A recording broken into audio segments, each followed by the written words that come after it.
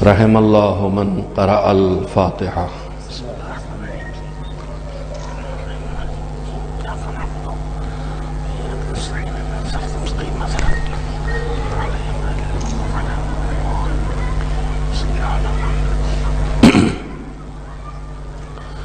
اعوذ باللہ من الشیطان اللعین الرجیم، بسم اللہ الرحمن الرحیم، الحمد للہ رب العالمین، والصلاة والسلام علی سید الانبیاء والمرسلین، سیدنا و نبینا و شفیعنا ابی القاسم محمد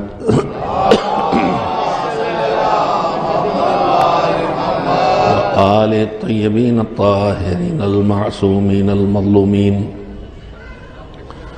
واللعنۃ الدائمۃ الباقیۃ علی اعدائہم اجمعین من الآن الی یوم الدین، اما بعد فقد قال رسول اللہ صلی اللہ علیہ وآلہ وسلم انی تارک فیکم الثقلین، کتاب اللہ و عطرتی اہل بیتی ما ان تمسکتم بہما لن تضلوا بعدی ولن یفترقا حتی یردا علی الحوض۔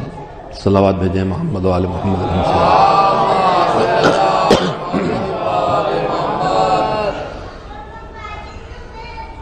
مجلس کا اعلان 7 بجے کا تھا، لیکن ہماری قومی مشکلات میں مشکل یہ بھی ہے کہ ہماری عادت بن گئی ہے کہ 7 کا اعلان ہے تو اس کا مطلب 8 بجے شروع ہوگی۔ ایک صرف اللہ ان کے درجات بلند کرے، مولانا قلب صدیق صاحب قبلہ اللہ مقامت ہے، جنہوں نے قربانی دے کے زندگی بھر اپنے وقت کی قربانی دے کے، اپنے علم کی قربانی دے کے عادت بدلنے کی کوشش کی تھی، لیکن بس انہی کے لیے عادت بدلی تھی۔ ان کے ساتھ وہ واقعات بھی گزرے ہیں کہ جو وقت کا اعلان تھا اس پر پہنچ گئے اور صاحب اذان نے فرش بھی نہیں بچھایا اور خود گئے تبرک لینے، اور مجلس پڑھ کے کل صاحب واپس آ رہے ہیں تب وہ ملے کہ حضور مجلس ہے، ان کا وہ تو ہو گئی۔ مجھے آج اس مجلس کے بعد فوراً ایئرپورٹ پہنچنا ہے، کہیں اور وعدہ ہے وہاں پہنچنا ہے۔ میں نے بار بار تاکید کی کہ مجلس ٹھیک 7 بجے شروع کر دو، مجھے اطلاع دو، لیکن بہرحال اتنی تاخیر ہو چکی ہے۔ میں وقت ہوتا تو واقعاً جس شوق سے انہوں نے مجلس رکھی تھی کچھ باتیں عرض کر سکتا اور کرتا، لیکن وقت کی کمی میں جو کہہ سکتا ہوں وہ ایک ہی مسئلے کی طرح متوجہ کرنا چاہتا ہوں کہ 2 چیزیں ہوتی ہیں، ایک ہے کچھ بنانا اور ایک ہے اس کو مینٹین رکھنا۔ امام باڑہ بنا ہے، بنانا ایک چیز ہے، پھر اس کے بعد اس کو مینٹین رکھنا دوسری چیز ہے۔ ہماری قومی عادتوں میں ایک عادت یہ ہے ملکی سطح پر کہ ہم بناتے تو بہت ہیں مگر مینٹین نہیں رکھ پاتے۔ بلڈنگیں ہیں بنتی ہیں مینٹین نہیں ہوتی، سڑکیں ہیں بنتی ہیں مینٹین نہیں ہوتی۔ اسی طرح سے ہماری مشکلات میں، دینی مشکلات میں یہ بھی ہے کہ ہم نیکیاں کرتے تو بہت ہیں لیکن ان نیکیوں کی جزا کو مینٹین نہیں رکھ پاتے۔ عزاداری کی، مجلس کی، ماتم کیا، نماز پڑھی، اب اسے مینٹین کرنے کا مطلب یہ ہے کہ نہ اس کو دکھاوا کیا جائے اس کے ذریعے، نہ دوسروں کی غیبت کر کے اسے دوسروں کے اکاؤنٹ میں ٹرانسفر کیا جائے، نہ گناہ کر کے ان نیکیوں کو جلا دیا جائے۔ تو ہمیں جن چیزوں کو مینٹین کرنا ہے، اگر آخرت میں نجات پانا ہے اور جنت پانا ہے تو جنت جانے کی شرطوں میں پہلی بنیادی شرط ایمان ہے اور پھر دوسری بنیادی شرط تقوی ہے۔ ایمان کو مینٹین کرنا ہمارا کام ہے، گود میں تو اللہ نے ہمیں پیدا کر دیا، ماں باپ نے ہمیں ایمان تک پہنچا دیا، لیکن ایمان کا مینٹین کرنا ہمارا کام ہے۔ اسی لیے دعاؤں میں ایک دعا یہ ہے کہ پروردگار مرتے وقت مجھے ایمان پر اٹھا، یعنی ایمان پر آ جانا اور ہے، اور ایمان پر باقی رہنا اور ہے، اور ایمان پر مرنا اور ہے۔ خالی ایمان پہ آ جانے سے آدمی مطمئن نہ ہو جائے، اور یہ خطرہ اتنا بڑا ہے کہ رسول اکرم صلی اللہ علیہ وآلہ وسلم نے دین کی تبلیغ کے پہلے دن سے اپنی رخصتی کے آخری لمحات تک جس بات پر سب سے زیادہ توجہ دی اور دلائی ہے وہ یہی ہے کہ تم ہدایت پہ آ گئے ہو تو اب ہدایت پہ باقی کیسے رہو۔ بستر پہ جو فقرے آپ نے فرمائے تھے، جو مشہور حدیث ثقلین کے نام سے میں نے انہی سب فقروں کو آپ کے سامنے دہرایا ہے کہ انی تارکن فیکم الثقلین، میں تمہارے درمیان دو برابر کی قیمتی چیزیں چھوڑ کے جا رہا ہوں۔ کتاب اللہ، ایک اللہ کی کتاب ہے، وعطرتی اہل بیتی، اور دوسرے میری اولاد جو میرے اہل بیت ہیں۔ یہ دو چھوڑ کے جا رہا ہوں۔ ما ان تمسکتم بہما، میرے پاس وقت نہیں ہے، میں تشریح نہ کر سکوں گا۔ دیکھیے اہل بیت علیہ السلام کو ہم مانتے ہیں، قرآن کو بھی مانتے ہیں، لیکن قرآن سے ہمارا رشتہ کیا ہے؟ زیادہ سے زیادہ بہت بڑا رشتہ ہے تو اسے پڑھ لیتے ہیں، اس کا سمجھنا تقریباً ہمارے درمیان تصور بھی نہیں ہے۔ بس تلاوت کر لی تو بہت بڑی بات، سمجھنا دور کی بات، پھر اس پر عمل کرنا اور دور کی بات۔ ہمارے ہاں تو قرآن کا مصرف ہی وہ نہیں رہ گیا، جو قرآن آیا تھا وہ آیا تھا ہدایت کے لیے۔ ہمارے یہاں مسافر کی حفاظت کے لیے قرآن کا استعمال ہے، ہمارے یہاں مردے پر پڑھنے کے لیے قرآن کا استعمال ہے، ہمارے یہاں دلہن کو رخصت میں کرنے اور جہیز میں دینے کے لیے قرآن کا استعمال ہے۔ قرآن کا کام ہدایت ہے، اسی کے لیے ہمارے پاس یہ کتاب نہیں کام آتی، طاقوں پہ رکھی رہتی ہے، جبکہ اس کا کام ہدی للمتقین اور ہدی للناس، آئی سارے انسانوں کی ہدایت کے لیے ہے، مگر اس سے فائدہ ہدایت صرف وہ اٹھا سکیں گے جو صاحب تقوی ہوں گے، یعنی جو دیندار ہوں گے، یعنی قرآن سے ہدایت وہی حاصل کر سکیں گے جو اپنے واجبات کو نہ چھوڑیں گے اور حرام سے نہ بچیں گے۔ اب اگر ہم قرآن سے ہدایت نہیں حاصل کر پا رہے ہیں تو اس کا مطلب یہ ہے کہ ہم وہ شرط پوری نہیں کر رہے ہیں جو قرآن سے ہدایت حاصل کرنے کی شرط ہے، جس کا نام ہے تقوی۔ قرآن سے ہمارا رشتہ یہ ہے، اور اہل بیت سے رشتہ کیا ہے؟ اہل بیت سے رشتہ یہ ہے کہ ہم ان سے محبت کرتے ہیں، لیکن صرف اتنے ہی رشتے نہیں ہیں۔ میں حدیث کے ایک ذرا سی تشریح کرنا چاہتا ہوں۔ حضور نے کہا، تم، ترجمہ میں نے ابھی شاید پورا نہیں کیا، برابر کی دو قیمتی چیزیں چھوڑ کے جا رہا ہوں، قرآن اور اہل بیت۔ جب تک تم ان دونوں سے، ان میں سے ایک سے نہیں، تمسک رکھو گے، تمسک اس کو کہتے ہیں، ایسے پکڑ کے رکھنے کو کہ چھوٹنے نہ پائے، چپکے رہنے کو، چمٹے رہنے کو، لپٹے رہنے کو۔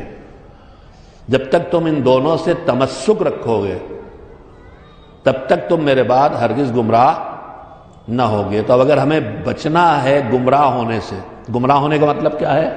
اسلام پایا اسلام چھوٹ جائے، ایمان پایا ایمان چلا جائے، تشیع پایا ہے تشیع چھن جائے، نماز پائی ہے نماز چلی جائے، عزاداری پائی ہے عزاداری چھن جائے، ہم سے نہ ملے، ہمارے پاس نہ رہ جائے، راستے سے ہٹ گئے۔ جو راستہ اللہ نے بتایا ہے وہ راستہ نیکیوں کا راستہ ہے، وہ راستہ برائیوں سے بچنے کا راستہ ہے۔ اگر نیکیاں چھوٹ جائیں، اگر برائیاں آ جائیں، اگر اللہ کے زبان سے اقرار ہو، دل سے اس کا عطا پتہ نہ ہو، تو پھر یہ راہ سے ہٹنا ہے۔ راہ ہے اسلام، راہ ہے دین، راہ ہے مذہب اہل بیت، راہ ہے ایمان، راہ ہے عمل، راہ ہے نماز، راہ ہے روزہ، راہ ہے عزاداری، راہ ہے ان کی خوشی میں خوش ہونا، راہ ہے ان کے غم میں غم ہونا، راہ ہے واجبات کا ادا کرنا، راہ مستقیم ہے لوگوں کے حقوق کا ادا کرنا، راہ ہے اللہ کی اطاعت کرنا، راہ ہے اللہ کی ان کی معصیت سے اور گناہوں سے خود کو بچانا۔ اگر تم اس پہ ان سے تمسک رکھو گے تو اس راستے پہ رہو گے، اور اگر اس پہ ان سے نہ جڑے رہے تو پھر تم اس راستے پہ بھی باقی نہیں رہ سکتے، چاہے زبان سے کتنے ہی اللہ اللہ کرتے رہو، اور چاہے زبان سے کتنے ہی علی علی کرتے رہو، اور چاہے زبان سے کتنے ہی حسین حسین کرتے رہو، گمراہ نہ ہوگے جب تک ان سے تمسک رکھو گے۔ ہم محبت کرتے ہیں، لیکن قرآن صرف یہ نہیں کہتا کہ محبت کافی ہے، قرآن کہتا ہے جن سے محبت کرتے ہو ان کی اطاعت بھی کرنا، ان کی بات بھی ماننا ہے۔ اطیعوا اللہ واطیعوا الرسول واولی الامر منکم، اللہ کی اطاعت کرو، رسول کی اطاعت کرو، اور صاحبان امر کی یعنی ائمہ طاہرین اہل بیت کی اطاعت کرو۔ مگر قرآن اطاعت کا بھی حکم نہیں دیتا، اس سے آگے جاتا ہے، قل ان کنتم تحبون اللہ فاتبعونی، اللہ سے محبت ہے تو پیغمبر اور آل پیغمبر کا اتباع کرو۔ اطاعت کرنا یعنی جو کہیں وہ کریں، جس سے روک دیں اس سے رک جاؤ۔ اتباع کرنا یعنی ان کے کہنے کا بھی انتظار نہ کیا جائے، انہیں دیکھتے جاؤ اور ان کے پیچھے پیچھے چلتے جاؤ، وہ چلیں تو چلو، وہ رکیں تو رکو، وہ نیکی پہ چلیں گے تو تم چلو، وہ برائی پہ رکیں گے تو تم رکو، یہ ہے اتباع۔ لیکن اتباع بھی تھوڑا سے فاصلے کے ساتھ ہوتا ہے۔ آپ میرے آگے آگے، میں آپ کے پیچھے پیچھے جا رہا ہوں، مجھے کشمیری محل مجلس پڑھنا مجھے جگہ نہیں معلوم ہے، تو میں نے کہا میں آپ کو فالو کر رہا ہوں۔ اب جو میں آپ کو فالو کرتا ہوں تو آپ مڑتے ہیں تو میں بھی مڑتا ہوں، لیکن چند سیکنڈ کے فاصلے کے بعد۔ آپ بریک لگاتے ہیں، میں بھی بریک لگاتا ہوں، لیکن سیکنڈز کے فاصلے کے بعد۔ آپ نماز میں بھی اتباع کرتے ہیں، آپ امام جاتا ہے، سیکنڈ کے فاصلے کے بعد آپ جاتے، تھوڑا فاصلہ رہتا ہے۔ لیکن اگر ذرا سی مثال بدل دیں، میں آپ کو فالو نہیں کر رہا، میری گاڑی خراب ہو گئی، میں نے رسیوں سے اپنی گاڑی آپ کی گاڑی سے باندھی، اب آپ جیسے ہی رکیں گے میں بھی رکوں گا، آپ جیسے ہی بڑھیں گے میں بھی مڑوں گا، فاصلہ بھی ختم ہو جائے گا۔ بس اس فاصلے کے ختم کر دینے کا نام اہل بیت سے تمسک ہے۔ ایک صلوات بھیجیں محمد و آل محمد۔ میں نے اتنی بات اس لیے کہی ہے کہ جو میں جتنا وقت ہے اس میں جو بات سنانا چاہتا ہوں وہ یہ ہے کہ آج کی تاریخ جو گزری ہے، 3 رجب، ہم اہل بیت کے بہت بڑے چاہنے والے ہیں، مگر ہم میں سے کتنے ہیں جو پنجتن پاک سے آگے کچھ بھی بتا پائیں معصومین کے بارے میں؟ حالات یہ ہیں کہ ہمارے گھروں میں برتھ ڈے اور شادیاں تک شہادت معصومین کے تاریخوں پہ رکھی جاتی ہیں، ایسا بھی ہو جاتا ہے۔ وہ تو کوئی مولوی مل جائے تو ہو گیا، میرے ساتھ خود حادثہ ہو سکتا ہے۔ ہم بے خبر ہیں، جب ہم بے خبر ہیں تو ان کی اطاعت کیا کریں گے، ان کا اتباع کیا کریں گے، اور ان سے تمسک کیا کریں گے؟ آج ہمارے 10ویں امام کی شہادت کی تاریخ تھی، 3 رجب، 40 سال کی عمر میں شہید ہوئے، 30 سال اپنے بابا کی شہادت کے بعد امامت کی ذمہ داریاں اٹھائیں۔ بدترین دور متوکل کا دور تھا، معتمد متوکل جیسے خبیث ترین ظالم ترین حکام تھے بنی عباس کے، اس دور میں زندگی بسر کی۔ سیرت کے بہت پہلو ہیں جن پہ بات کرنے کی ضرورت ہے، لیکن میں 2-3 باتیں صرف آپ تک پہنچانے کی شاید میرے پاس گنجائش پیدا ہو۔ ہم اپنے ائمہ طاہرین کی، ہماری بدنصیبی ہے کہ ہماری محفلیں اور مجلسیں ایک تو ہوتی ہیں تو بس چند خاص معصومین کے لیے، اور اگر ان سے ہٹ کے بھی ہوتی ہیں تو نام چاہے امام نقی کے نام پر ہو، مگر بات امام علی نقی کی نہیں ہوتی۔ قصیدہ کسی کا پڑھا جاتا ہے، سلام کسی کے لیے پڑھا جاتا ہے۔ سال میں ایک موقع اگر رسمی طور پر کوئی مجلس محفل ان کی ولادت و شہادت پہ رکھ بھی دی گئی پنجتن پاک کے علاوہ، تو ہمارے ہاں سناٹا ہی سناٹا ہے۔ میں 2 یا 3 باتیں اپنے امام کی آپ کی خدمت میں عرض کرنا چاہتا ہوں۔ صلوات بھیجیں محمد و آل محمد۔ ایک ان کا ارشاد ہے اور ایک ان کی سیرت کا نمونہ ہے، اور ایک ان کی طرف سے جو ہمیں سکھایا گیا ہے، اہل بیت نے جو ہمیں سکھایا ان میں سے ایک سیکھنے کی بات۔ سب سے پہلے ان کا ایک ارشاد آپ کی خدمت میں عرض کروں۔ ہم سب دعوے دار کاہے کے ہیں؟ ایمان کے، ہم مومن ہم مومن ہم مومن۔ اب سنیے، امام علیہ السلام کی خدمت میں آپ کے صحابی آئے اور جب رخصت ہو کے جانے لگے تو امام نے کہا کہ تم جا رہے ہو، اور یہ امام کی شہادت سے تھوڑا پہلے کا واقعہ ہے، جب آپ کو زہر دیا جا چکا تھا، آپ بیمار تھے، اور یہ صحابی اسی بیماری کے عالم میں عیادت کے لیے امام کے آئے تھے، اور امام کو پتا تھا کہ اب اس کے بعد میں دنیا سے رخصت ہو جاؤں گا۔ تو جب وہ صحابی جانے لگے تو ان کا نام تھا ابی دعامہ۔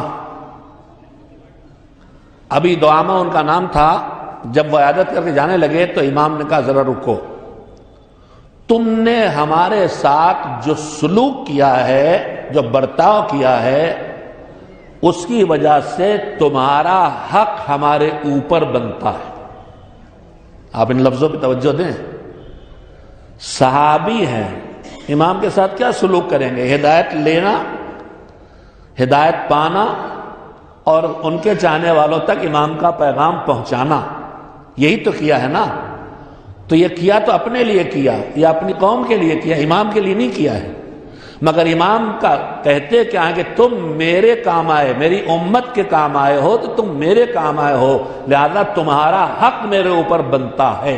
اس کی قیمت محسوس کریں کہ اگر آپ آج دور غیبت میں دین کا کوئی چھوٹا سے بھی کام کریں جو واقعی دین کا کام ہو، رسم و رواج نہ ہو، تو آپ اندازہ لگائیں جیسے کل دادا نے کہا تھا کہ تمہارا حق ہمارے اوپر بنتا ہے، آج انہی کا پوتا ہے، وہ بھی کہہ سکتا ہے کہ تم نے ہماری غیبت کے دور میں دین بچانے کی کوشش کی، تم نے ہماری غیبت کے دور میں دین پہنچانے کی کوشش کی، تم نے ہماری غیبت کے دور میں ہم سے دوری کی وجہ سے گمراہ ہونے والوں کو بچانے کی کوشش کی، تم نے ہماری غیبت کے دور میں اگلی نسلوں تک دین پہنچایا ہے، تمہارا ہمارے اوپر حق بنتا ہے۔ اب جو ملاقات ہوگی، اگر زندگی میں ملاقات ہو گئی تو ظہور میں ہوگی، ورنہ قیامت میں ہوگی۔ یہ احسان فراموش نہیں ہے۔ امید ہم لگا سکتے ہیں کہ آج ان کا کام کریں تو شاید قیامت میں روک کے کہیں تمہارا حق بنتا ہے، آؤ اپنا حق ہم سے لے لو۔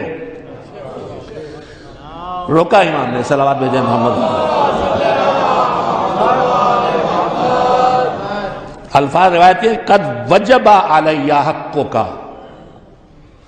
جو کوئی کسی سے چیز ملے تو اس پر کوئی اللہ کا کرم ہے کہ اللہ کہتا ہے میرے اوپر تمہارا حق بنتا ہے۔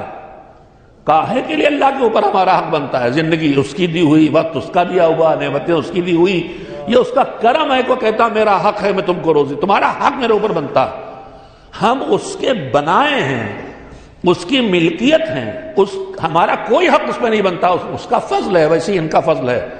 یہ وہاں سے یہاں جو آتا ہے اس میں بیچ میں یہ ہیں، ادھر سے ادھر اگر کچھ آتا ہے تو ان کے ذریعے آتا ہے، ادھر سے ادھر کچھ پہنچتا ہے تو ان کے ذریعے جاتا ہے، تو ہمارا حق ان پہ کچھ نہیں بنتا، مگر یہ ان کا کرم ہے کہ وہ کہہ رہے ہیں تمہارا حق ہمارے اوپر بنتا ہے، اپنے اوپر حق واجب کر رہے ہیں۔ کہا تمہارا حق ہمارے اوپر واجب ہے۔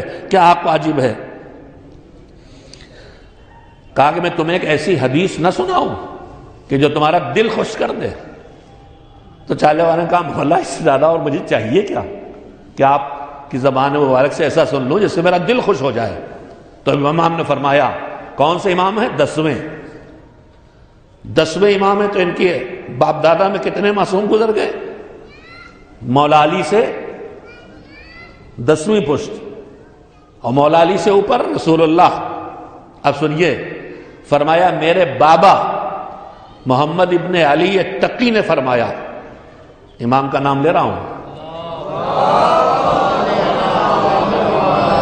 اور کہا میرے بابا کے والد میرے دادا علی ابن رضا علیہ السلام نے فرمایا، اور ان کے والد موسیٰ بن جعفر نے فرمایا، اور ان کے والد نے ان سے جعفر ابن محمد نے فرمایا، اور ان کے بابا محمد باقر نے ان سے فرمایا، ان کے بابا زین العابدین نے ان سے فرمایا، ان کے بابا حسین ابن علی نے ان سے فرمایا، اور ان کے بابا علی ابن ابو طالب نے ان سے فرمایا، اور ان کے رسول احمد مجتبیٰ نے اپنے وسیع جانشین علی سے فرمایا، اور رسول اللہ سے اللہ نے فرمایا۔ اب کیا فرمایا وہ بھی سنیے، ایک صلوات بھیجیے محمد وآل محمد۔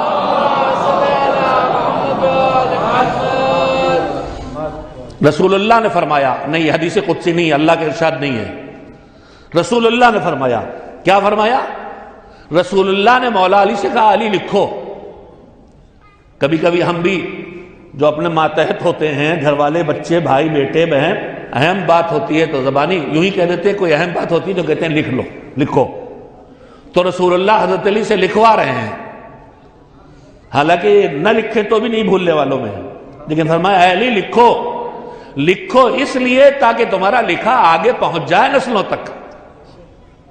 تو سن کے محفوظ کر لینا اور ہوتا ہے ذہن میں، اور سن کے لکھنا اور ہوتا ہے۔ جو سن کے محفوظ کر لیا جائے وہ آپ کے کام آتا ہے، جو سن کے لکھ دیا جائے وہ اگلی نسلوں کے کام آتا ہے۔ اسی لیے جو چیزیں انسان کو جہنم سے بچانے والی ہیں ان میں سے ایک وہ کاغذ ہے جو آگ سے جل جاتا ہے، مگر وہی آتش جہنم سے بچائے گا جس کاغذ پہ کچھ ایسا لکھ کے گئے ہو جو اگلی نسلوں کے کام آنے والا ہے۔ کہا علی لکھو، کیا لکھو؟ فرمایا کہ لکھو بسم اللہ الرحمن الرحیم۔ ہم سب دعوے دار ایمان ہے کہ ہم سب مومن ہیں، حدیث سنیں پھر اپنے کو پرکھیں۔ ہمیں اپنے آپ کو پرکھنا ہے تو ہمیں معصومین کے پیمانے پہ پرکھنا ہوگا کہ ان کے پیمانے پہ ہم کیا ہیں، مسلم ہیں، مومن ہیں، خدا نہ کرے منافق ہیں، خدا نہ کرے کافر ہیں، خدا نہ کرے مشرک ہیں، خدا نہ کرے ملحد ہیں، ہم ہیں کیا؟ ہمیں پیمانے معصوم سے لینا ہے، قرآن سے لینا ہے۔ سنیے کیا فرمایا، فرمایا لکھو علی بسم اللہ الرحمن الرحیم، الایمان ما وقرتہ القلوب وصدقتہ الاعمال۔ ایمان کیا ہے؟ خالی مان لینا نہیں۔ میں شاید عربی کی حضور کے ان کلمات کو جو عربی میں ہیں، جو انتہائی بلیغ ترین زبان عربی ہے اور اردو سے بہت چھوٹی ہے، دنیا کی ہر زبان عربی سے چھوٹی ہے اور اردو بہت چھوٹی ہے، پھر بھی اردو جتنی سی بھی ہے وہ سب بنی مذہب سے ہے۔ اور آپ جو ہندی والے پیدا ہو رہے ہیں، ہماری وطن کی زبان ہمیں سیکھنا چاہیے، لیکن وہ ہمارے وطن کی زبان ہے، تو اردو ہمارے لیے دین کی زبان ہے، اس لیے کہ اردو میں جو آیا ہے وہ عربی اور فارسی سے آیا ہے، اور فارسی میں جو آیا ہے وہ عربی سے آیا ہے، اور قرآن عربی میں آیا ہے، حدیث عربی میں آئی ہے۔ اردو جائے گی تو یہ سب بھی آپ کے پاس سے چلا جائے گا۔ بھی ہندی میں اتنا نہیں آیا ہے۔ میں مخالفت، جتنی زیادہ زبانیں سیکھ سکے اتنا سیکھنا چاہیے، ملٹی لینگویج ہونا خود ایک صفت ہے، اور ہمارے ائمہ سارے کے سارے تھے، جو جہاں سے آیا ہندوستانی پہنچا اسے ہندوستانی میں بات ہو رہی ہے، ترکی پہنچا ترکی میں بات ہو رہی ہے، ترکی سیرت ہی یہی ہے، علم والے ہیں تو جاہل قوم کو وہ چاہتے ہی نہیں ہو، تو علم والی قوم چاہتے ہیں۔ تو ہم کسی زبان کے سیکھنے کے کبھی مخالف نہیں ہو سکتے، اور نہ زبان میں ہندو مسلم ہوتا ہے، نہ زبان میں شیعہ سنی ہوتا ہے۔ زبان تو انسان کی بات کہنے کا ایک ذریعہ ہے، جہاں جو ذریعہ وجود میں آ جائے وہی اپنایا جانا چاہیے تاکہ اس کے ذریعے بات پہنچائی جا سکے۔ تو فرمایا، میں شاید اس کا صحیح ترجمہ نہ کر سکوں، فرمایا الایمان ما وقرتہ القلوب۔ ہم ایمان کا مطلب کیا ہے؟ ماننا۔ اللہ کو مانتے ہیں، نبی کو مانتے ہیں، علی کو مانتے ہیں، امام حسین مانتے ہیں، ائمہ تحریر مانتے ہیں، قرآن کو مانتے ہیں، کعبے کو مانتے ہیں، قبلہ مانتے ہیں، قیامت سب مانتے ہیں نا، مگر خالی ماننا نہیں۔ ما وقرتہ القلوب، ایمان یہ ہے کہ جس کی تمہارے دل میں توقیر و عزت و احترام ہو۔ میں وقت نہیں ہے کہ تشریح کروں، کچھ چیزوں کو ہم مانتے ہیں مگر ہمارے دلوں میں اس کے لیے عزت نہیں ہوتی۔ فلاں صاحب جھوٹے ہیں، پکا ایمان اس بات پہ جھوٹے ہیں، یہ غاصب ہیں، یہ وقفور ہیں، مگر یہ ایمان ہے، ایمان یعنی دل سے یقین، مگر اس میں عزت شامل نہیں ہے۔ ایمان وہ ہے کہ جسے مانو اس کا احترام بھی ہو۔ تو اگر اللہ کو مانے تو اس کا احترام یہ ہے کہ اس کی بات کو مانے، علی کو مانے تو پھر اس کا عزت دینا یہ ہے کہ علی کی بات کو مانے، فاطمہ زہرا کو مانے تو پھر عزت یہ ہے، اس کی توقیر یہ ہے کہ ان کی بات کو مانے۔ فاطمہ کو ماننا ایمان نہیں ہے، فاطمہ کی بات کو احترام کے ساتھ ماننا، یعنی سر پہ چادر آنا، یہ ایمان ہے۔ آپ قسم کھا کے آئے ہیں کہ چپکے بیٹھیں گے تو بیٹھے رہیے چپکے، صلوات بھی نہ بھیجیے۔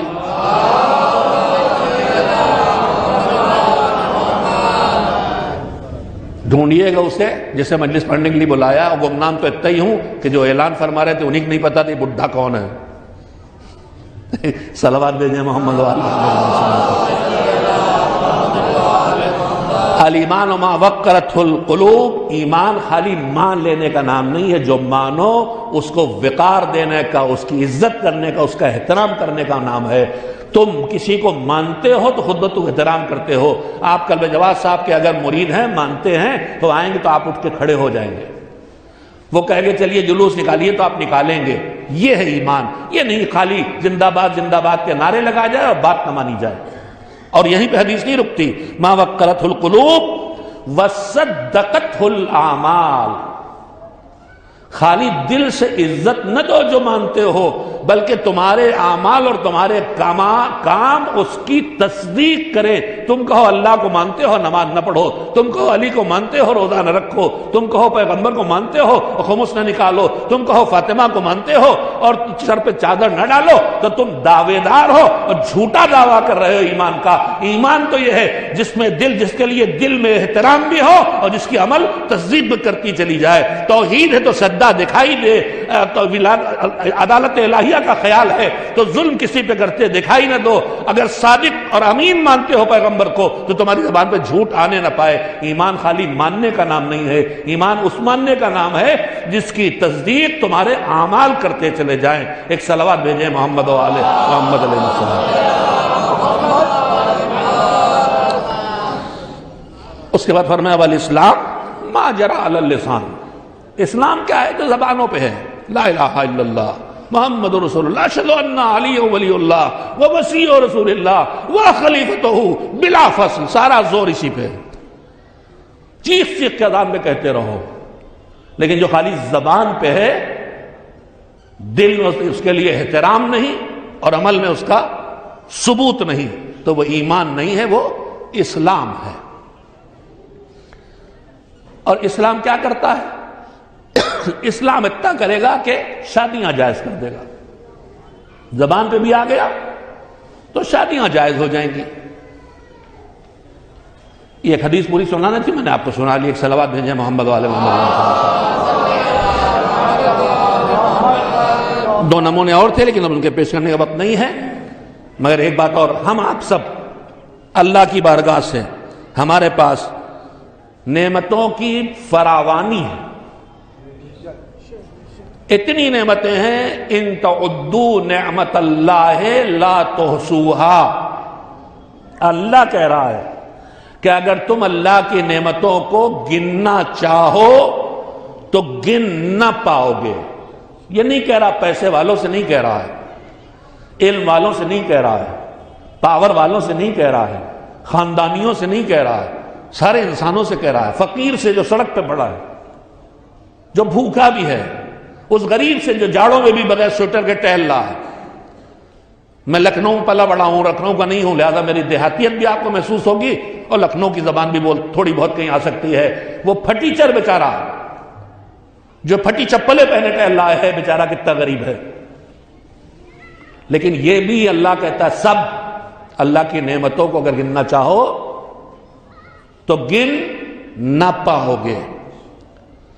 ہم لوگ بہت جلدی ہے، میری بہنیں، میری بیٹیاں جو یہاں آتی ہیں قبروں پہ روشنی کر رہی ہیں، اس شمع کی روشنی اوپر ہے، اندر نہیں جا رہی ہے، اندر اس شمع کی روشنی نہیں جائے گی، اندر تلاوت قرآن کی روشنی جائے گی۔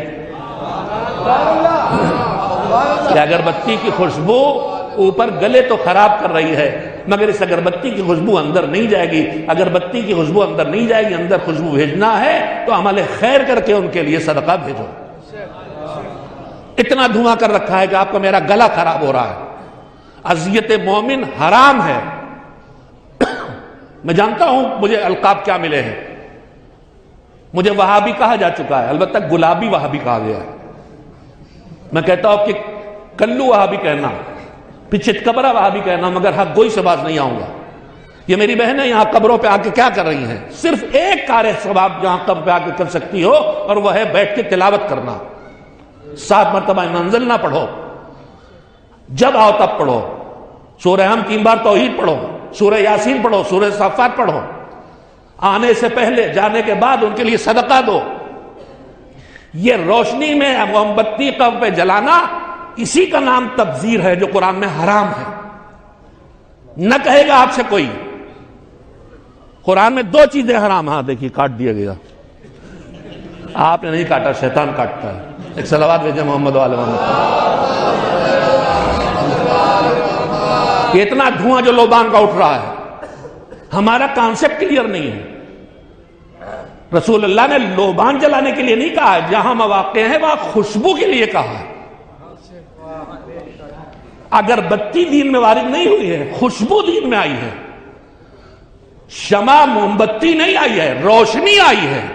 آپ کو اگر یہاں قبرستان میں روشنی کرنا ہے، آپ یہاں لائٹیں لگوائیے، لا کے شمع جلا کے گندگی نہ پھیلائیے، پالوشن نہ کیجیے۔ آپ نہ کہے گا آپ سے کوئی، یہ جو ہم مسجدوں میں امباڑوں میں شمع جلا جلا کے برباد کرتے ہیں، دیواروں کو کالا کرتے ہیں، پلاسٹر خراب کرتے ہیں، یہ حرام ہے۔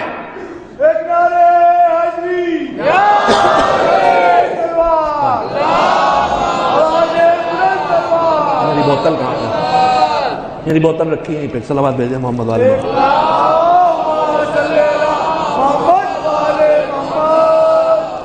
ایک اور صلوات بھیجیں محمد علیہ وسلم۔ کم سے کم یہ جو یہاں پہ جل رہا ہے، ان سے خدا کے لیے ہاتھ جوڑ کر کروں گا دور لے جائیں، اس سے کوئی ثواب کسی کو نہیں مل رہا۔ اگر کسی کا گلا خراب ہو رہا ہے تو آپ گنہگار ہو رہے ہیں، اگر کسی کو تکلیف ہو رہی ہے آپ گنہگار ہو رہے ہیں۔ اس اگربتی کی خوشبو اندر نہیں جا رہی۔ قرآن میں تبذیر اور اسراف 2 چیزیں حرام ہیں۔ ایک صلوات بھیجیں محمد۔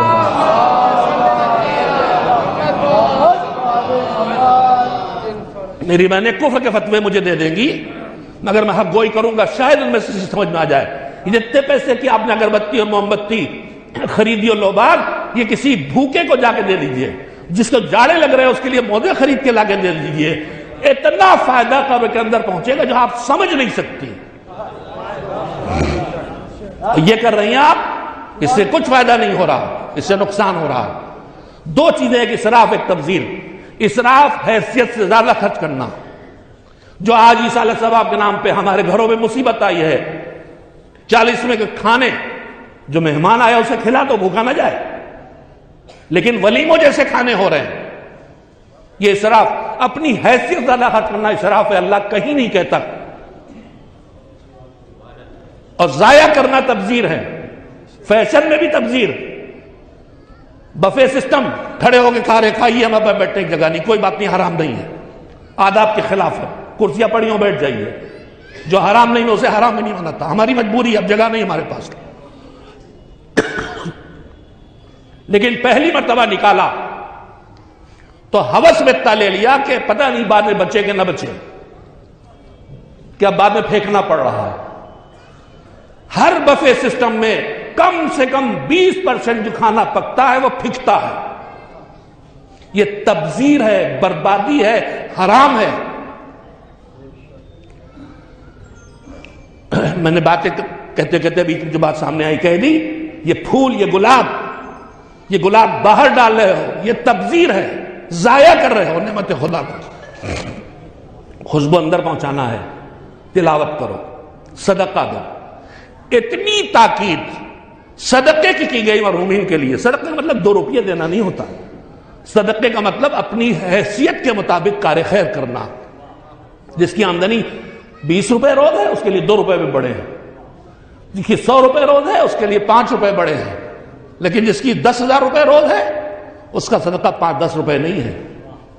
لن تنالوا البر حتی تنفقوا مما تحبون، جس سے تمہیں محبت ہے۔ میں معیار بتاؤں اپنا، 5 کا نوٹ میری جیب سے گرے غم نہ ہوگا، 10 کا گرے غم نہ ہوگا، میں اپنی اوقات بتا رہا ہوں، 20 کا گرے غم نہ ہوگا، 50 سے کسک شروع ہو جائے گی۔ میں یار 100 کا نوٹ گر گیا، ابھی 500 چلے، ارے صاحب 2000 کا نقصان ہو گیا۔ تو جس پیسے کے جانے سے آپ کو کسک محسوس ہو، اس کا مطلب یہاں سے اس سے محبت شروع ہوئی، اور جہاں سے محبت شروع ہوئی ہے وہیں سے کچھ نکال کے دو گے تو اللہ قبول کرے گا، ورنہ قبول کرنے والا نہیں۔ ایک صلوات بھیجے محمد والے۔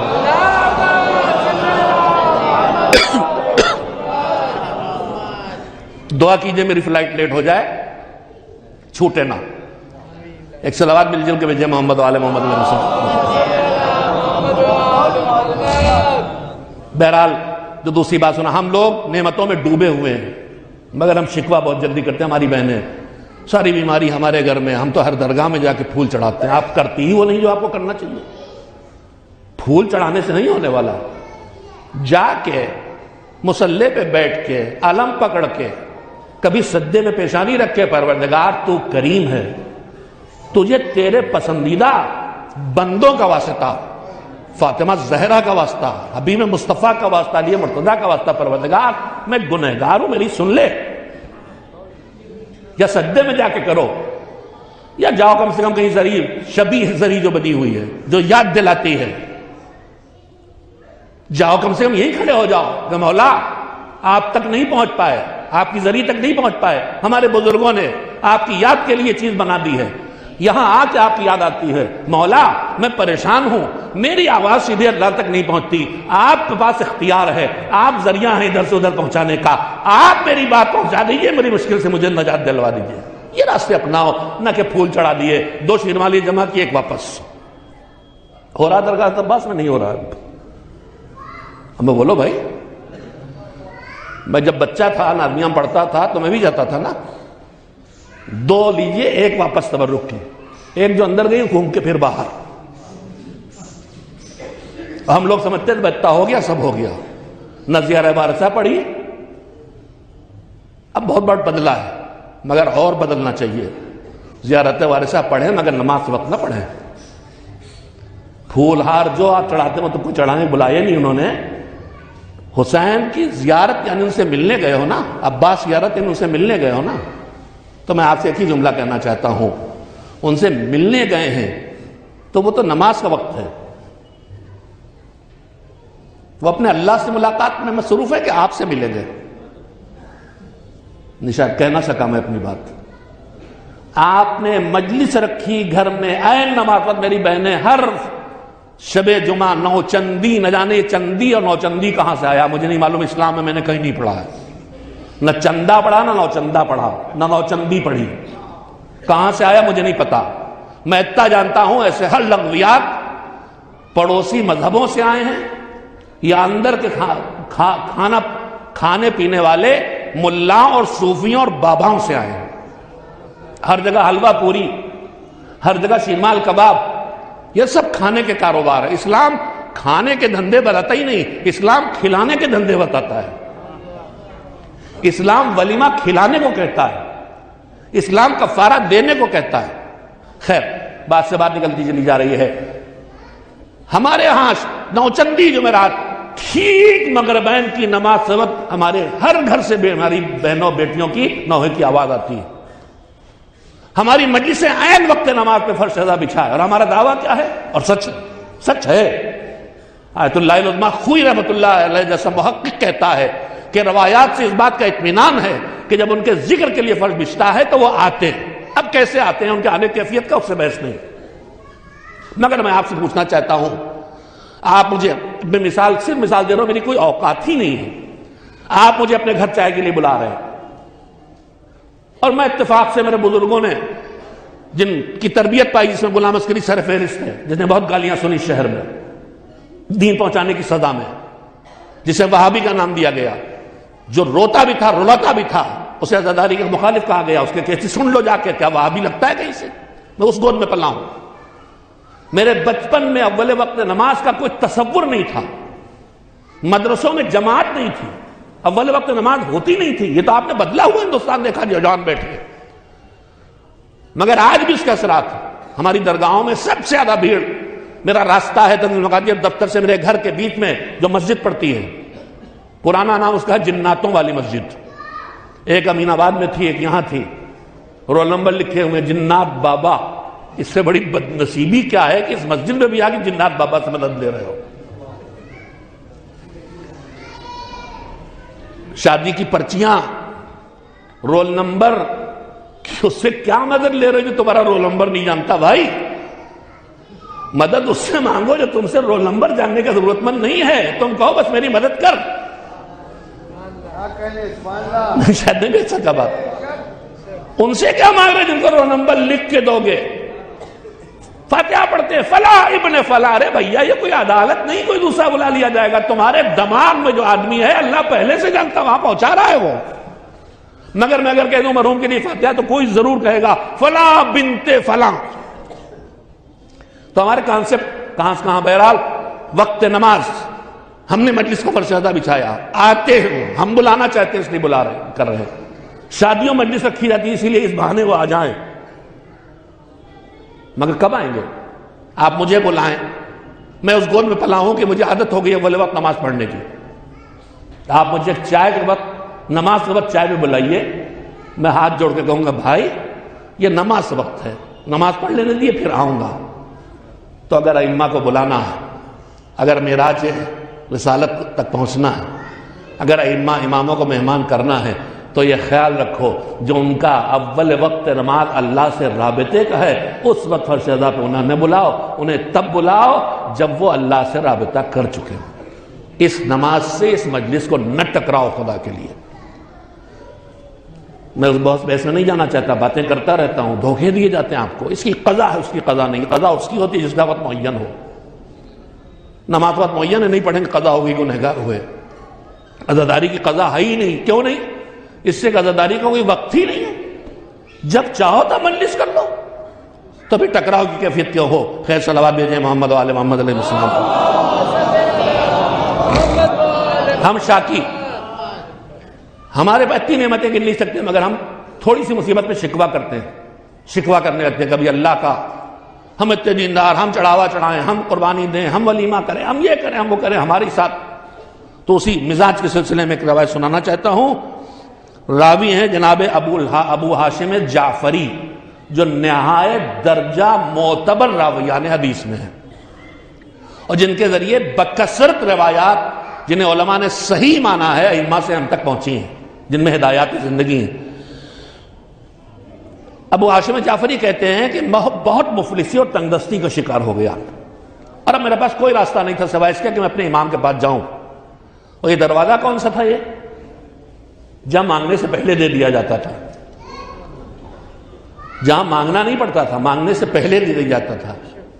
تو اگر کل کوئی وہاں جائے مانگنے سے پہلے دے دیا جائے تو ہم اس لائق کیوں نہ بنائیں؟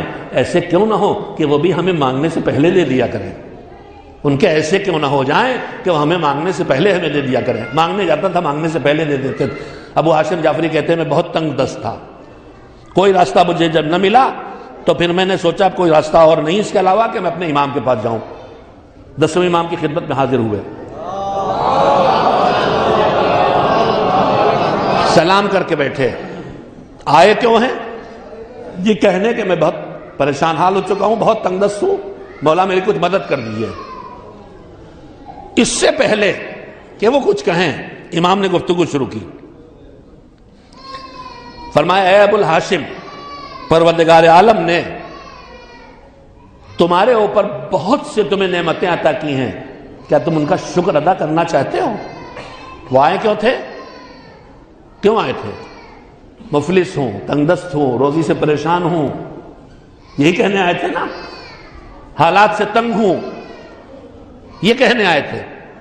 ابھی وہ کہہ نہ پائے کہ امام نے فرمایا کہ اے ابو ہاشم، اللہ کی تمہارے اوپر نعمتیں بے حساب ہیں، کیا تم ان کا شکر ادا کرنا چاہتے ہو؟ یہ بھی امام کے ساتھ بیٹھنے اٹھنے والوں میں تھے. کہنے میں ایک دم سے چونکا کہ کچھ گڑبڑ ہو گئی. کیوں آئے تھے؟ انہیں پتا تھا کہنے کیا گیا ہے تنگ دست ہوں، یعنی روزی نہیں مل رہی. کون دیتا روزی؟ اللہ. میں چونک گیا، میں سنبھل کے بیٹھ گیا کہ امام کیا فرما رہے ہیں. تو میں کہتے کہ میں چونک کے بیٹھا کہ اب دیکھو امام کیا کہنے والے ہیں. ایک مرتبہ امام نے فرمایا کہ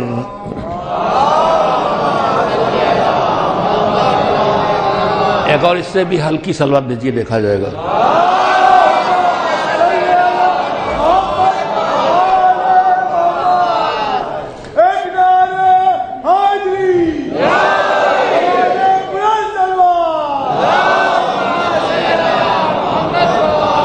امام نے فرمایا سنو، جو نعمتیں گنا رہا ہوں تم ان پر شکر ادا کرنا چاہو گے، سنو۔ فرمایا رزقک الایمان۔ کہاں مانگنے گئے تھے مالک مجھے ایمان دے دے، بغیر مانگے دیا ہے کہ نہیں؟ ایسے اماں ابا گود دے دی۔ فرمایا رزقک الایمان، یہ نعمت چھوٹی نہیں ہے۔ فحرم بذلک علی النار، فحرم بذلک علی النار، تمہیں ایمان دے کے جہنم کی آگ سے بچا لیا ہے۔ چھوٹی نعمت ہے یہ کوئی؟ ہم فریادی ہوتے ہیں، ہم غریب ہیں، تنگ دست ہیں، برے حال ہیں، اللہ پوچھتا نہیں، اللہ دیکھتا نہیں۔ ایک دوسرا کیا فرمایا وَرَزَقَكَ الْعَافِيَةَ، فَعَانَتْكَ عَلَى الطَّاعَةِ، تمہارے ہاتھ پیر مضبوط ہیں، تم تہی سالم ہو، صحت مند ہو، تندرست ہو۔ یہ تمہاری تندرستی اس نعمت کا نام ہے جس پہ تمہیں شکر ادا کرنا چاہیے۔ کیوں؟ اس لیے کہ یہی تمہاری صحت مندی اور تندرستی ہے جو تمہیں اللہ کی اطاعت کے لائق بناتی ہے۔ اور اطاعت کا مطلب خالی نماز پڑھنا نہیں، اطاعت کا مطلب گھر والوں کے لیے روزی کمانا بھی ہے۔ تو اس تندرستی صحت کا ہی تم شکر ادا نہیں کر سکتے، ایک ایمان کا شکر ادا نہیں کر سکتے، ایک صحت کا شکر ادا نہیں کر سکتے۔ اس کے بعد اور کیا فرمایا؟ تیسری نعمت پہچانی ہے ہماری نگاہ میں نعمت نہیں، امام اسی کو نعمت کریں۔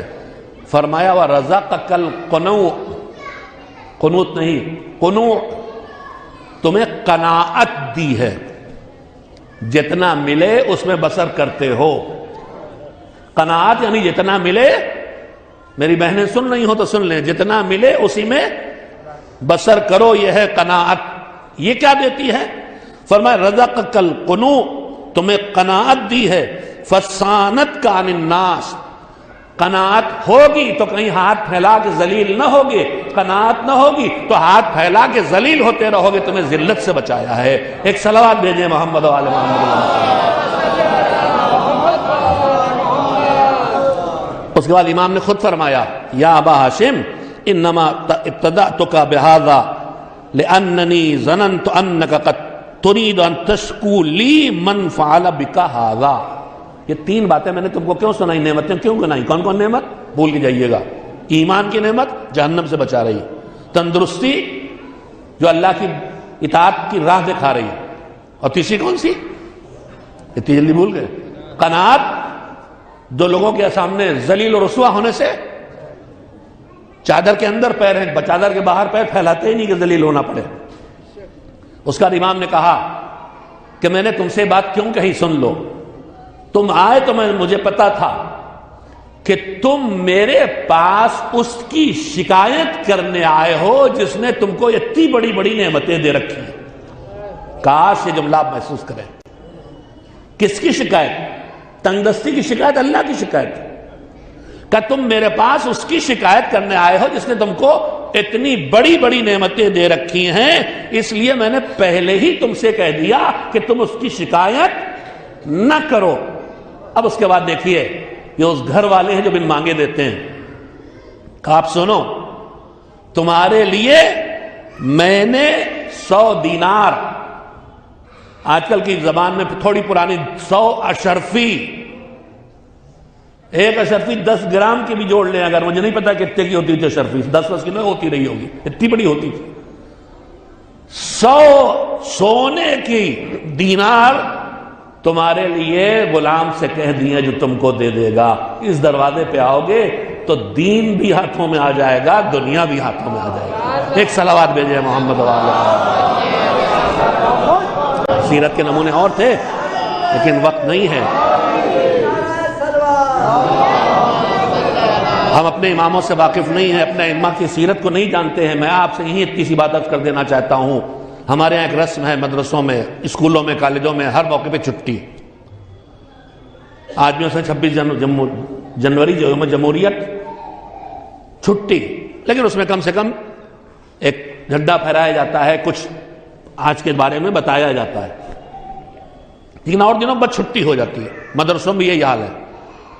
ہمارے مدرسوں میں ہر امام کی ولادت پہ، ہر امام کی شہادت پر چھٹی.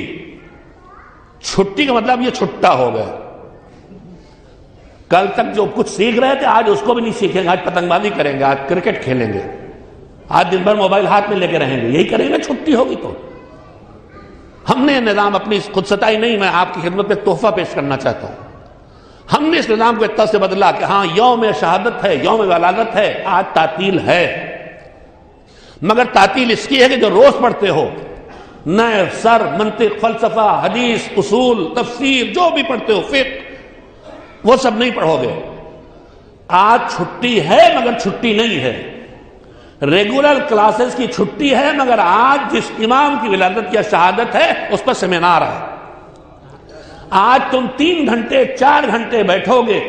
تم بچے ہو اولا کلاس سے، جو فرسٹ ہے کلاس ہمارا، جو گویا اولا مدرسوں کا اولا یعنی 6 جونیئر ہائی اسکول، وہاں سے لے کے مبلغ یعنی بی اے آنرس یا ایم اے بھی کہہ سکتا ہوں، وہاں تک اس امام کے بارے میں یا لکھ کے لا کے پڑھو گے، یا پڑھ کے آ کے تقریر کرو گے، یا شعر کہہ کے لاؤ گے. استاد بیٹھ کے سنیں گے، تمہاری غلطیاں ٹھیک کریں گے، پھر تمہیں بتائیں گے. اور یہ ہم تنظیم المکاتب یوٹیوب پر لائیو دے رہے ہیں. اگر آپ چاہیں تو آپ کے بچے ولادت و شہادت کے دن تنظیم المکاتب یوٹیوب چینل سے جڑ جائیے. انشاءاللہ سال 2 سال میں سیرت ائمہ کے بہت پیغامات آپ کے گھروں تک پہنچ جائیں گے. ایک صلوات مل جل کے بھیج دیں محمد و آل محمد. بس وقت ختم ہو گیا، میں اپنی مجبور بلکہ زیادہ ہو گیا. اللہ کرے کہ میں پہنچ سکوں اور وعدہ خلافی نہ ہو. میرے عزیزو، 40 سال کی عمر آج بھی جوانی کی عمر ہے، اس وقت بہت جوانی کی عمر تھی. 30 سال بغیر باپ کے گزارے، کل 40 سال. 10 سال میں یتیمی، اور پھر امامت کی ذمہ داریاں، امت کی حفاظت، شدید ترین حاسد ترین عباسی بادشاہوں کا مقابلہ، جسے متوکل جیسا خبیث جو علی کے چاہنے والوں کو خون بہا کے خوش ہوتا تھا، جو اتنا بڑا ظالم تھا کہ کھانا کھانے بیٹھتا تھا تو توا گرم کروا کے کسی علی کے چاہنے والے کا سر کٹوا کے اس پہ ڈالتا تھا کہ سر وہ تڑپے تو اس تڑپتے سر کو دیکھ کے اسے اچھا لگے اور کھانا کھائے. اس دور میں امام شہید ہوئے، متوکل شہید نہ کر سکا، معتز نے شہید کیا، زہر دے کے شہید کیا. غریب الوطنی میں شہید ہوئے، سامرا میں شہید ہوئے. مگر اس غریب الوطنی میں شہادت میں بھی زہر دیا گیا جسے دھیرے دھیرے کام کیا. 4 دن کی بھوک اور پیاس نہ تھی، سر نہ کاٹا گیا، مظلومیت بہت تھی. مگر میں پھر کہوں گا، میرے امام، آپ کے چاہنے والوں کے سر کاٹے جاتے تھے، آپ اس پہ بے چین تھے. مگر کربلا کے میدان میں ایک بہن دیکھ رہی تھی، ظالم خنجر لے کے آگے بڑھ رہا ہے. میرا بھیا جس کے بدن میں اتنے تیر پیوست ہیں کہ زمین پہ ہمیشہ نہیں رہ سکتا، مٹی جما کے اس پہ زندگاہ بنا رہا ہے. حسین کے بدن میں تیر پیوست سے دھیرے دھیرے جھک کے جا رہے ہیں. ایک مرتبہ پش میں آ کے ظالم کی قدم پڑے، تصور سے باہر ہے. سارے تیر اس پار سے اس پار ہے. کن خنجر پیچھے سے گلا کاٹا جانا، آگے سے کاٹو چلنا وہ بھی ختم ہو جاتا ہے. پیچھے سے ایک بار نہیں 70 بار کن خنجر تڑپتا ہوا بھائی. مگر ان مناظر کو نہ دیکھنے دیا حسین نے. جیسے ہی آواز سنی، میرے بھیا زبا رکھا، جاؤ خیمے میں جاؤ. ادھر بہن نے خیمے میں قدم رکھا، ادھر سوکھے گدے پر پیچھے سے خنجر چلا. نو کے نیزہ پہ سر بلند ہوا، زلزلہ آیا. دوڑتی ہوئی پھوپھی ایک مرتبہ بیمار بھتیجے تک پہنچی، سمجھ گئی کیا ہو گیا. بیٹا آنکھیں کھولو، کیا قیامت آئی؟ کہا نہیں پھوپھی اماں، پردہ تو ہٹائیے. دیکھا سب نے باپ کا کٹا ہوا سر نو کے نیزہ پر ہے. السلام علیکم یا ابا عبداللہ. تھوڑی دیر میں چادریں چھینی، گوشوارے چھینے، تماچے لگے، تازیانے لگے. اب سنبھل کے جلتے خیموں سے نکال کے بی بی بیٹھی تھی قافلہ لے کے. فضا آئی، بی بی دل کو سنبھالو. کہا کیا ہوا؟ کہا کیا بڑی مصیبت. کہا اب کیا بچہ؟ بھیا مر گیا، گلا کٹ گیا، ہم لٹ گئے، سروں سے چادریں چھن گئی، اب کیا مصیبت؟ کہا نہیں بڑی مصیبت، کہا فضا تاب نہیں، جلدی سے بتا دے۔ ارے کہا کچھ نہیں بھوپی میری شہزادی، ارے گھوڑوں کی نالیں لگائی جا رہی ہیں، حسین پامال کیے جائیں گے۔ تھوڑی دیر کے بعد لاش حسین زمین پر، اور ادھر سے گھوڑے ادھر، ادھر سے گھوڑے ادھر، ٹوٹی ہوئی پسلیوں کی آواز آ رہی ہے، چٹکتی ہوئی ہڈیوں کی آواز آ رہی ہے، بہن تڑپ رہی مجھے مار ڈالو، بیٹا بے چین بے کس کھڑا ہے مجھے کچل ڈالو۔ نگاہوں کے سامنے حسین پامال ہوتے رہے، ان کے جسم مبارک کا تورک کربلا کی زمین پہ بٹتا چلا گیا۔ وَسَيَعْلَمُ الَّذِينَ ظَلَمُوا أَيَّ مُنقَلَبٍ يَنقَلِبُونَ أَلَا لَعْنَةُ اللَّهِ عَلَى الْقَوْمِ الظَّالِمِينَ۔ الہی بحق الزہرا وابیہا وبالہا وبنیہا، ہماری اس عزاداری کو اپنی اپنی عبادت قرار دے سے قبول فرما۔ مالک ہمیں محمد و آل محمد کی اتباع، پیروی، اطاعت اور ان سے تمسک کی توفیق عطا فرما۔ عصر غیبت میں زندگی دے کے بعد ظہور اپنے امام کی خدمت میں حاضری دے سکے۔ ہمارے فقہا، مراجع، علماء، شعراء، ذاکرین جو تیرے دین کے لیے کام کر رہے ہیں ان کی حفاظت فرما، جو قبروں ان پر رحمت نازل فرما، جو بیمار انہیں شفا عنایت فرما، جو تنگ دست ان کی تنگ دستی دو فرما، جو ظلم ستم کے شکاروں کو ظلم ستم سے حفاظت فرما۔ امام زمانہ کو حالات ظہور فراہم فرما، اور جو ہمارا حصہ اس ظہور میں ہے اسے ہمیں ادا کرنے کی توفیق عنایت فرما، تاکہ ہم ان کی خدمت میں جا بھی سکیں اور ان کی اطاعت میں قدم آگے بڑھا سکیں یا شرف شہادت حاصل کر سکیں۔ ایک بار سورہ حمد اور 3 بار سورہ توحید کی تلاوت فرما کے مرحومہ عارفہ نقوی بنت وقار حسن نقوی کی روح کو ہدیہ کر دیں۔